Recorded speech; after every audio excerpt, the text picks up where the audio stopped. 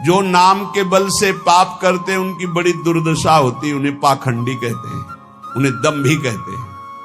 और जिन्होंने जाना कि मेरे से पाप हो गए, अब कैसे निराकरण हो, कैसे हम इनसे मुक्त हो, और भगवान का भक्त मिल गया और नाम महिमा सुनी, धाम महिमा सुनी और लग गए भगवान के नाम में, तो निष्पाप होकर महात्मा बन गए, भगवान को प्राप्त हो गए। ये सिद्धांत है। ऐसी महिमा नाम की जारी करे सब छार। चाहे जितने बड़े बीमार हो, चाहे जितनी बड़ी परेशानी हो, नाम जप करके देखो, सब परेशानी शांत हो जाए। एक अलौकिक आनंद रहेगा। भारी से भारी दुख में, भारी से भारी रोग में एक अंदर एक अलौकिक स्थान है, जहां बैठ जाओ तो एकदम वातानुकूलित कक्ष, सम, न दुख न सुख न लाभ न हानि न हर्ष न सुख न जन्म न मृत्यु। नाम जब से वो दरवाजा खुलता है, अंदर ही है। उसी में बड़े बड़े संत जन आराम करते, आनंद से पड़े रहते। सोवत पाव पसार, काहू के बल भजन को काहू के आचार, व्यास भरोसे कुंवर के, वहां सोवत पाव पसार। वो कमरा है अंदर एक आत्मस्वरूप, जिसमें शम है, शम, कोई भी क्षमता नहीं, वो नाम से खुलता है। जितना नाम जप करोगे उसी में मस्ती रहती है। हर समय निश्चिंत, निशुक, निर्भय, एक अपार आनंद। नाम संकट में लो लाइए, दूरी करे सब व्याधि। जिसको भी कष्ट है, इसीलिए कह रहे हैं बात को समझो। ये जंतुर मंतुर, ये कलावा, ये सब तुम्हारे दुखों को दूर नहीं कर पाएंगे। ये सब प्राकृतिक हैं। विचार करके देखो, ये सब प्रकृति से बने हुए हैं। तुम परमात्मा के अंश हो, तुम्हें एक भ्रम हो गया है। परमात्मा अंश जब प्रकृति से सुख भोगने की इच्छा करता है तो अशांत हो जाता है। इस अशांति को ज्ञान के द्वारा नष्ट करना है, भजन के द्वारा नष्ट करना है। ये सब कुछ नहीं होने वाला, इनसे कुछ नहीं होने वाला। जैसे मैं मर रहा हूं अपने श्रवण कुमार के वियोग में, ऐसे अपने पुत्र के वियोग में मरेगा। ऐसा बोला था श्रवण कुमार के माता पिता ने। ऐसा ही हुआ महाराज दशरथ जी को, हुआ ना। चल दिए जंतुर बांधने, तुम्हारे प्रारब्ध काट देंगे। इसी में सब फंसे हैं। एक लौंग ले आओ, खोट ले आओ, ये कर ले, और यहां राम नाम की औषधि करो, हृदय राखो याद, संकट में लो लाइए, दूरी करे सब व्याधि। हाँ, ये पक्की बात है। जा सुनाम भवभेष झरन घोर त्रिशूल, सोई कृपाल तो ही मोहि पर रहो सदा अनुकूल। ये बातें समझ में आती। गरुड़ जी महाराज के जंतुर बांध देते काकभूषुंडी जी, जाओ तुम्हारा भ्रम ठीक हो जाए। नहीं, पूरी राम कथा सुनाई। ये है भ्रम दूर करने का एक बवाल। अरे भाई, इतने बैच चल रहे हैं, इतने प्रोग्राम चल रहे हैं, हमें लगता है अस्पतालों में ताला लगवाना पड़ेगा, सब वहीं ठीक हो जाए। भैया काहे को औषधि, डॉक्टर पढ़ पढ़ के परेशान, पैसा लगा के इतनी डिग्रियां प्राप्त कर रहे हैं। ऐसे ही है, व्यर्थ में मत भ्रमित हो। व्यर्थ में फिर प्रार्थना कह रहा हूं, एकमात्र भगवान की शरण ही है, एकमात्र भगवान नाम है, उसी से सब ठीक होगा। आप जपो, आपको दवाई खानी पड़ेगी। राम राम, कृष्ण कृष्ण, हरि हरि, राधा राधा, आनंद आ जाएगा। हम ये नहीं कहते तुम्हारे शरीर में रोग नहीं आएगा, हम ये नहीं कहते तुम मुकदमा जीत जाओगे, हम ये नहीं कहते तुम्हार फैक्ट्री वाले मालिक बन जाओगे, लेकिन तुम शांति प्राप्त कर लोगे, तुम तृप्त हो जाओगे, तुम एक शीतल हृदय वाले हो जाओगे, तुम एक अविनाशी के बच्चा हो ऐसा अनुभव हो जाएगा, एक अपार आनंद प्राप्त हो जाएगा। भले आपका व्यवस्था कमजोर हो, लेकिन आपकी स्थिति बहुत जोर की हो। और आज व्यवस्था बहुत जोर की है और स्थिति 2 पैसे की नहीं है। जहां देखो वहीं घुटने टेका पड़ा, चाहे काम हो, चाहे क्रोध हो, चाहे लोभ हो, चाहे मोह हो, चाहे मद हो, सब रौंदे फेंक के दे रहे। क्यों? क्योंकि भगवान का भरोसा नहीं। बोले काला जादू होता है, हाँ, कपड़ा मत दे देना, नहीं तो बोले वो काला जादू कर देगा। तो तुम लाल करो, काला करो, हमें ऐसा काले जादू ने फंसा लिया कि आज तक नहीं जो हट पाए। तुम्हारा काला जादू क्या करेगा? श्याम सुंदर से ज्यादा कोई काला जादू है? देखो उसका जादू, निमिष मात्र में अनंत ब्रह्मांड रच दिए, इतना बड़ा जादूगर है। और ये भी बात जान लो, सबसे बड़े अघोरी जानते कौन है? भगवान शिव। सब चेला हैं उनके जितने हैं। तो यह ना समझो कि पुराना भूल थोड़ी जाता है, नहीं, पुराना भूल थोड़ी जाता है। हाँ, वो सब है, वो है बहुत बड़ा सिम कार्ड है, जिसमें एक कोने में वो भी है, और उसमें ऐसा है महान काल को भी रोकने की ताकत, इसीलिए उनका एक नाम मृत्युंजय है। मृत्युंजय, मृत्युंजय नहीं महामृत्युंजय, काल ही नहीं, उनका एक नाम महाकाल है। भगवान के भरोसे, भगवान के आश्रित, भगवान नाम जापक, विश्वास कर लीजिए साहब, जब इतने बड़े स्वामी हमारे लिए विधान कर रहे हैं कि तुम ऐसे ऐसे जियो, तो हम उसके विपरीत क्यों जीना चाहें? जोई जोई प्यारो करे सोई मोई भावे।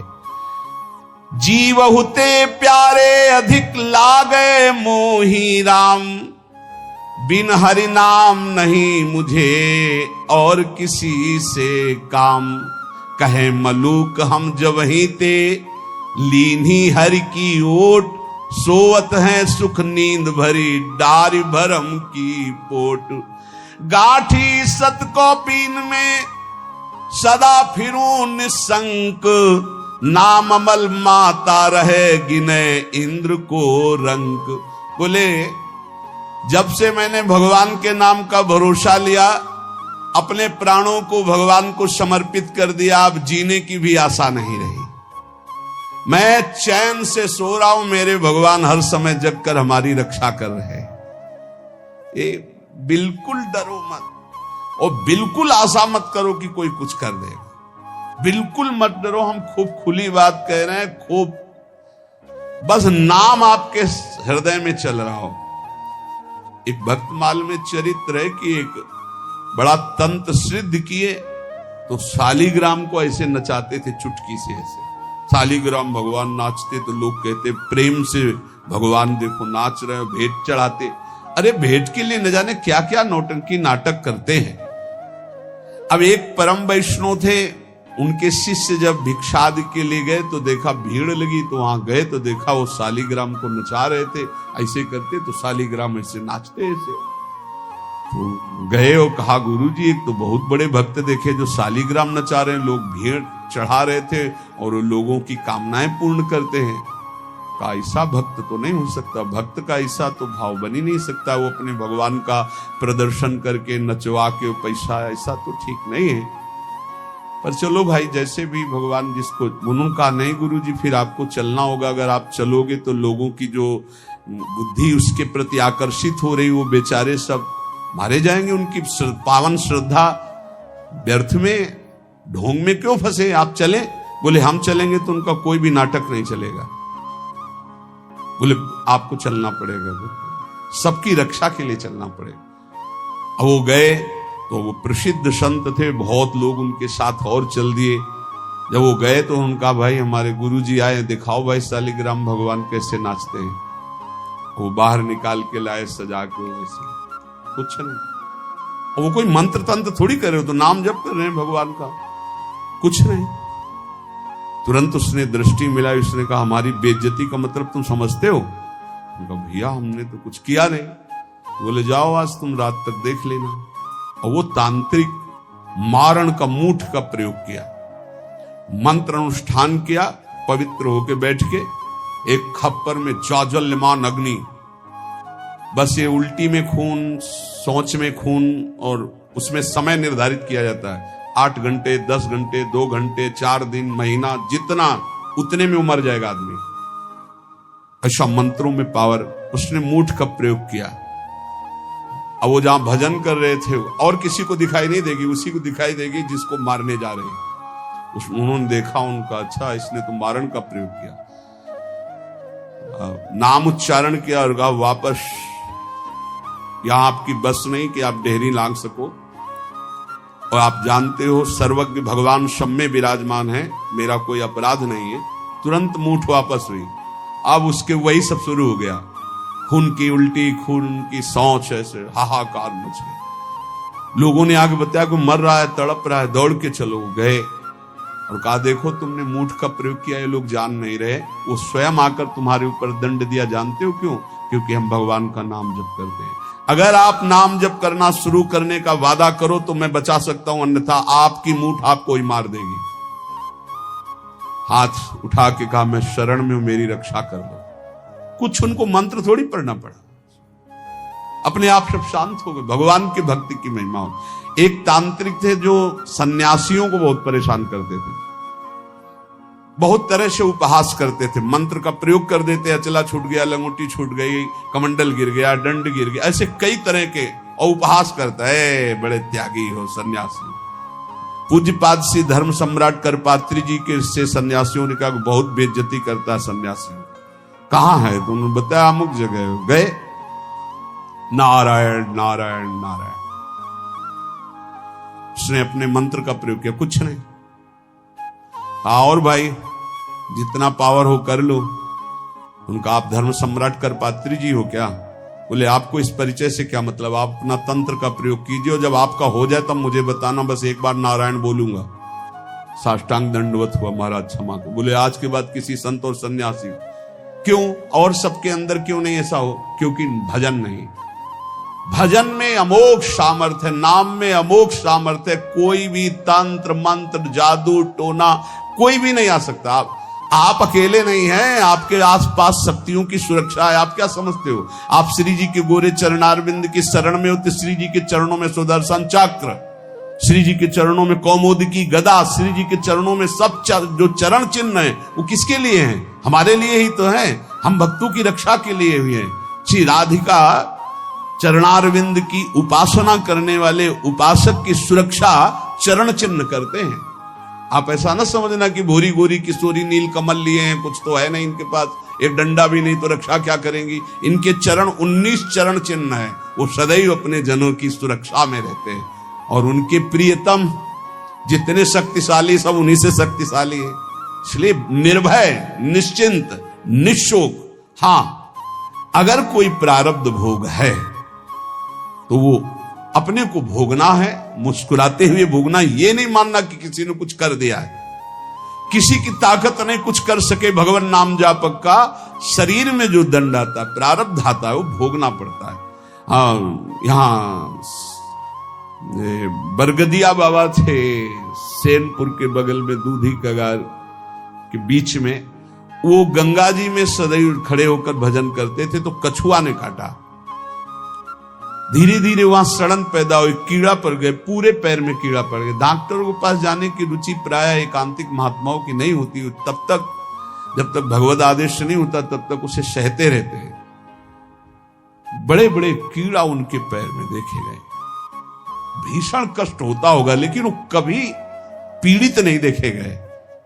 अब ये प्रारब्ध भोग था उनका, और वो पहले से कह रहे थे सब लोग आते हो, जिस दिन प्रारब्ध उदय होगा उस दिन कोई नजदीक नहीं दिखाओगे। तो इतना सड़न और इतना कि सब बाहरी केवल सुख सुविधा, सबको ये भ्रम हो गया कि इतने बड़े भजनानंदी कहे जाते थे, जब इन्हीं के पैर में कीड़ा पड़े, सड़ रहे, तो इनका भजन क्या? वो सिद्ध पुरुष थे, वो केवल अपने प्रारब्ध शरीर का क्षय कर रहे थे।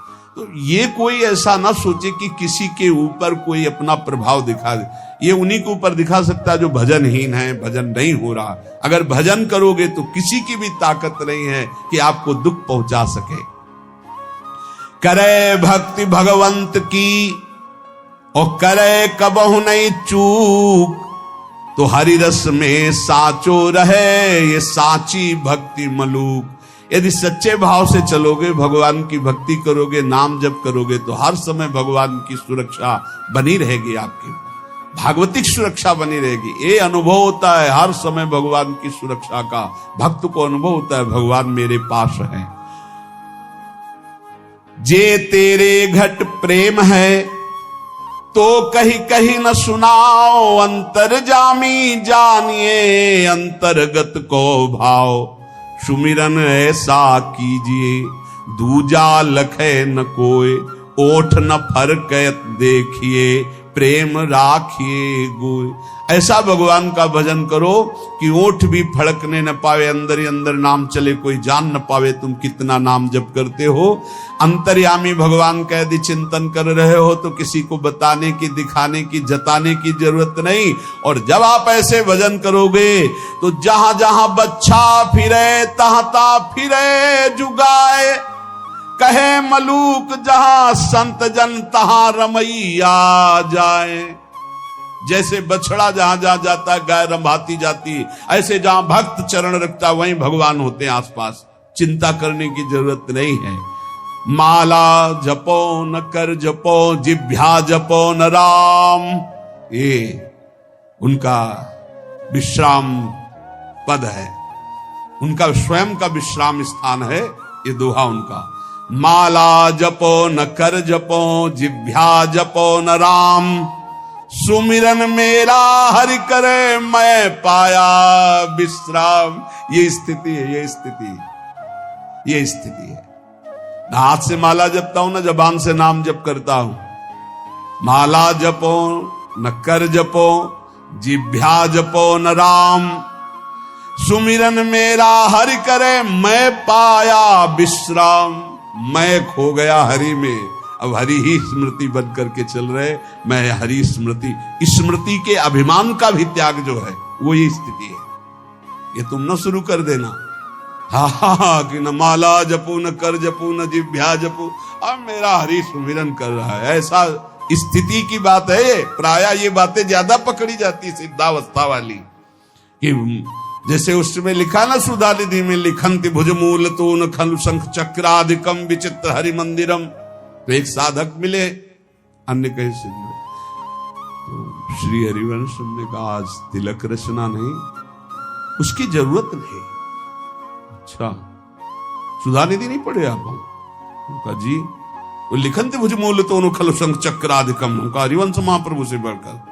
महाप्रभु तिलक लगाते हैं, राधा वल्लभ जी तिलक लगाते हैं, गुरु जी तिलक लगाते हैं। श्लोक याद है तुम्हें, और उनके स्वरूप को नहीं याद है कि स्वयं आचार्य तिलक लगाते, इष्ट तिलक लगाते, गुरुदेव तिलक लगाते। ये सिद्धावस्था बहुत जल्दी पकड़ी जाती है। क्या सुना बोले, माला जपो न कर जपो, जिभ्या जपो न राम, लेकिन हर समय जपता रहूं विषयों को अभिराम।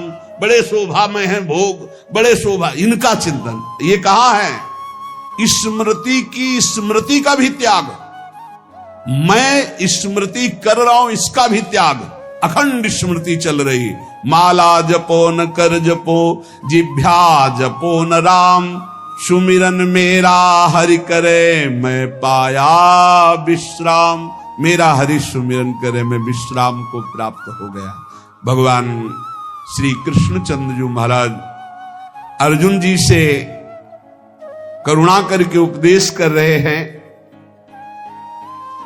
गेया यह स नित्य सन्यासी, वही नित्य सन्यासी है। अपने लोगों ने सन्यास शब्द से समझ लिया है कि जो दंड ले लेता है, जो घर बार त्याग कर देता है, जो लाल कपड़ा पहन लेता है या जो पीले कपड़ा पहन लेता है, वही सन्यासी होता है। भगवान यहां सन्यासी की परिभाषा कह रहे, गेया स नित्य सन्यासी, यो न द्वेष्टि न कांक्षति, निर्द्वंदो ही महाबाहो, सुखम बंधात प्रमुच्यते। हे महाबाहो, हे विशाल भुजाओं वाले, या जिनके बड़े महान होते हैं, गुरु या बड़े भ्राता, तो दोनों अर्जुन के बड़े महान हैं। भ्राता धर्मराज युधिष्ठिर हैं, गुरु जगत गुरु भगवान श्री कृष्ण है।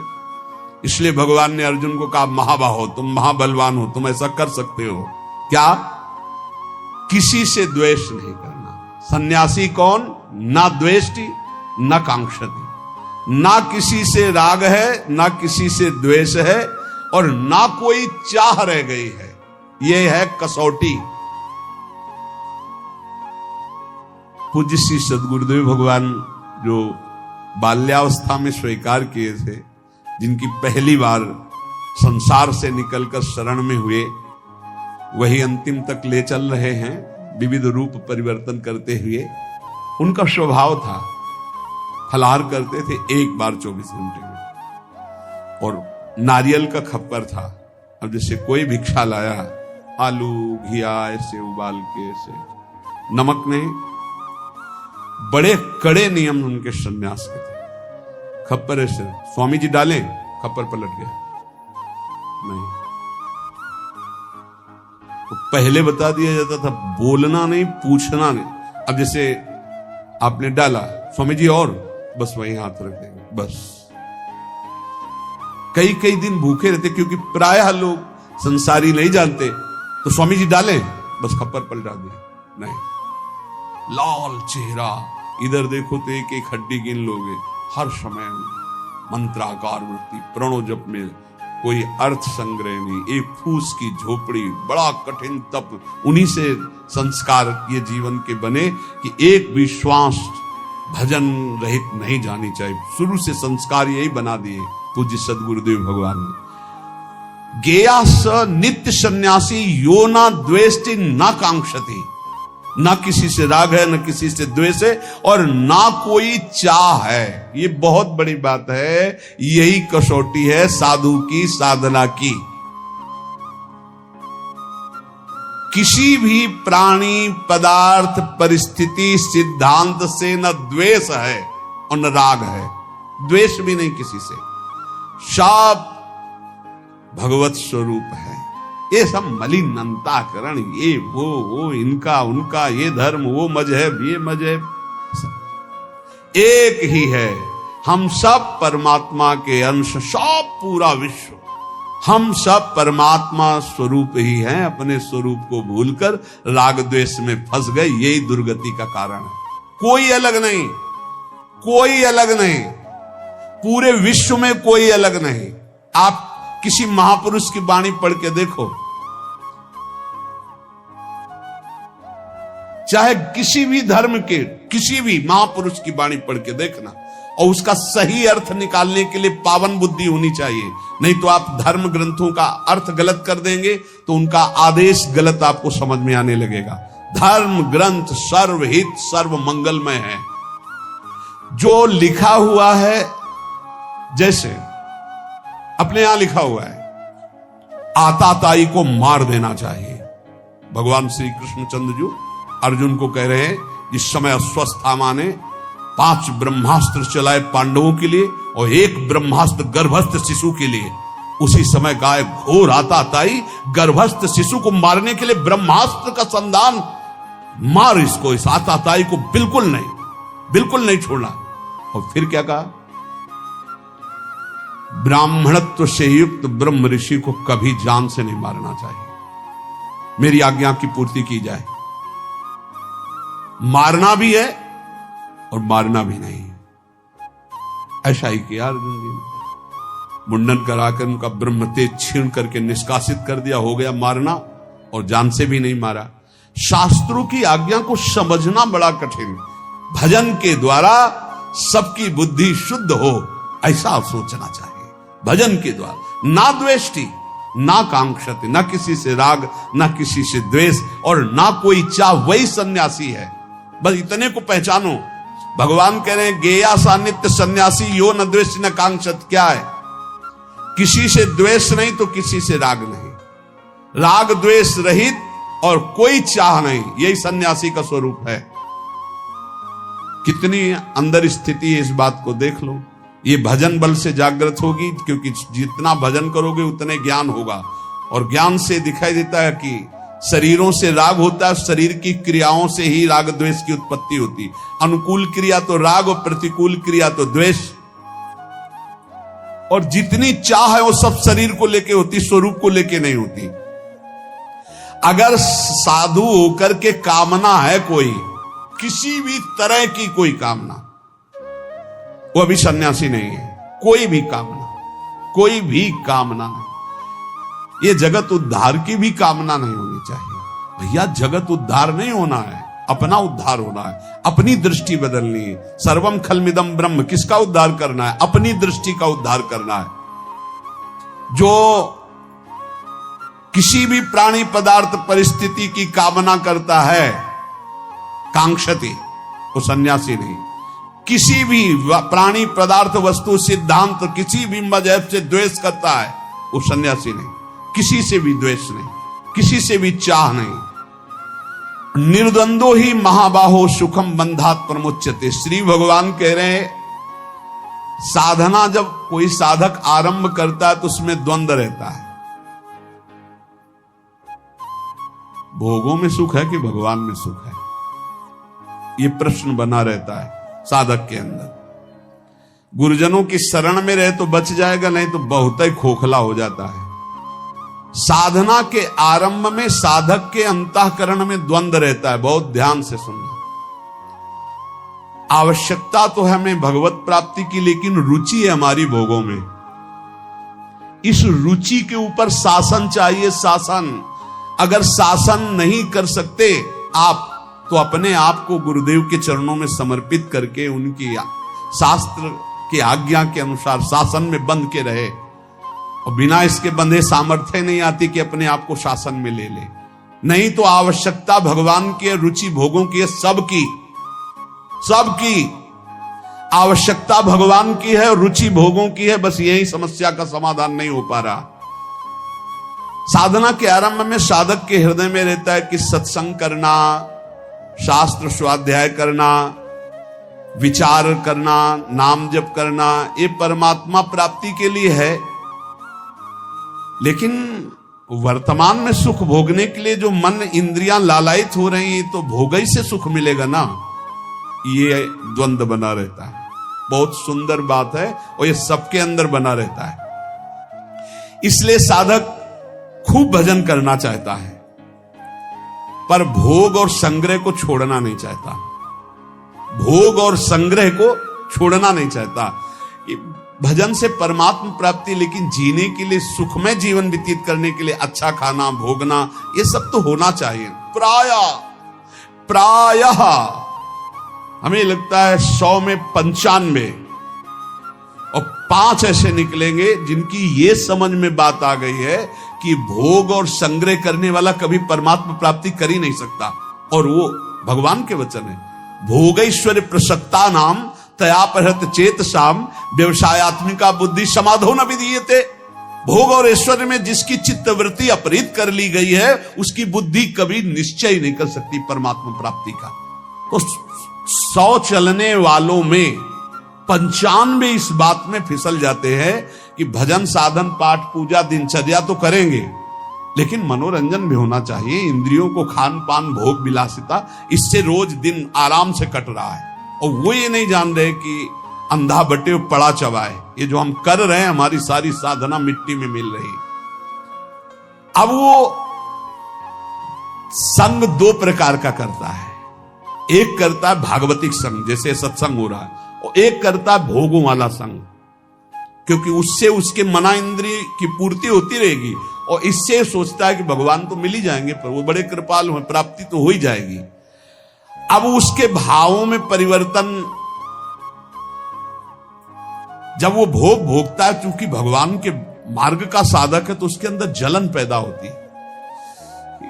गलत तो हूं, ये ठीक नहीं। पक्का आप देख लीजिए, अगर थोड़ी भी भक्ति कर रहे हो, तो आप जब गलत भोग भोगोगे तो आपके हृदय में एक पश्चाताप होगा, एक घृणा होगा, एक जलन होगा, एक ऐसा लगेगा, हे भगवान कब मैं सुधरूंगा।